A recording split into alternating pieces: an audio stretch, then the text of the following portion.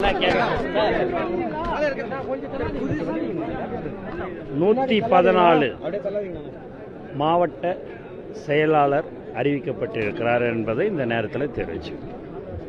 ஏற்கனவே எவ்வளவு அறிவிச்சிருந்தோம், இப்போ எவ்வளவு அறிவிச்சிருக்கோம்? உங்களுக்கு எல்லாமே அறிவிக்க உங்களுக்கு எல்லாமே உங்களுக்கு நாங்கள் அனுப்பி கொண்டு இருக்கிறோம். அதில் நீங்கள் இன்னையோட மொத்தமாக பார்த்தீங்கன்னா 114 பேர். மிச்சம் அதிகரிக்க வாய்ப்பு எதுவும் இருக்குதா? மாவட்ட செயலாளர்கள் எண்ணிக்கை அதிகரிக்க வாய்ப்பு ஏதாவது இருக்கு? அது தளபதி முடிவு பண்ணுவார். கட்சியோட அடுத்த கட்ட நடவடிக்கைகள் என்னவா இருக்க முடியும்? மாவட்டத்தில் ஆல்மோஸ்ட் ஃபில் பண்ணிட்டீங்க, ஒரு 6 மட்டும் தான் இருக்கு. இந்த 6 எப்போ போட போறீங்க? மிச்சம் அடுத்த கட்ட நடவடிக்கை என்ன? எங்கள் தலைவர் அதற்கு அடுத்தபடியாக அதை அறிவிப்பார். அதுக்கு அடுத்தபடியாக மிக விரைவில் உங்களுக்கு ஒரு நல்ல செய்தி இருக்கும். ஆல்மோஸ்ட் மாவட்ட செயலாளர் நியமனம் முடிஞ்சிருக்கு. அடுத்த கட்டமா தமிழகம் முழுவதும் சுற்றுப்பயணம் போறதா ஒரு பேச்சு இருக்கு. எப்ப சுற்றுப்பயணம்? அது முதல்ல போவாரா? முதல்ல சுற்றுப்பயணம் போவாரா? நீங்க என்ன கேள்வியா இந்த மாதிரியான ஒரு கேள்வி ஏன் கேக்குறீங்க? அதுதான் கேக்குறோம். இல்ல ஏன் அப்படி ஒரு கேள்வி கேக்குறீங்க?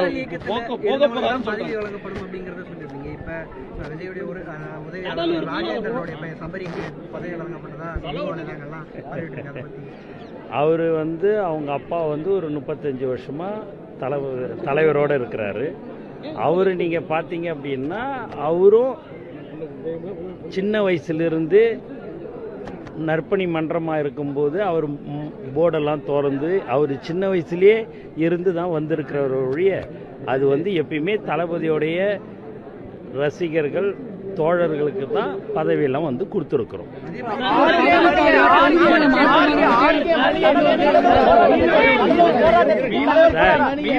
இல்ல சார், ஒரே ஒரு விஷயம் நீங்க புரிஞ்சு இருங்களேன்.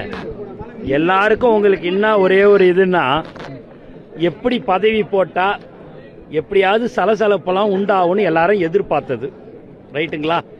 அது தலைவர் கரெக்டா யார் உழைத்தார்களோ அவருக்கு அறிவிச்சிருக்கிறார்.